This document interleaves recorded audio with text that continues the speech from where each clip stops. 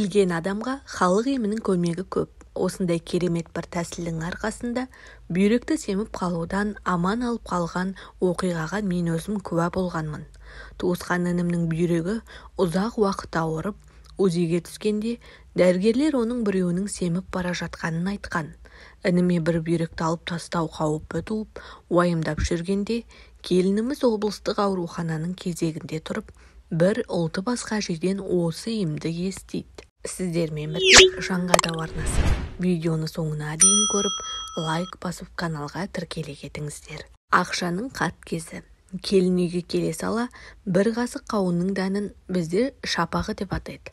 Баяу отқа 5-10 минут қайнатып, інім оны аш қарынға жылыдай күйде ішті. Бұл дәрінің ішті өткізетін де әсері бар.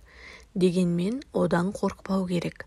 Інім 1-2 айдан кейін қайтадан УЗИге барса, ондағы дәрігерлер бүйректің қайта қалыпқа келе бастағанын көріп, қайран қалыпты. Қазір ол інім құрылыста. Сосын қосымша табыс үшін қарауыл боп жұмыс істеп шапқылап жүр. Бірақ бір айыбы бұл емді қанша күн қабылдау керектігін анықтамаппын. Дереккөз ауырмаңыз газетінен алынған. Құрметті көрермен, бүгінгі назарларыңызға ұсынған ақпарат пайдалы болса, арнаға тіркеліп, қоңыраушаға басуды ұмытпаңыз.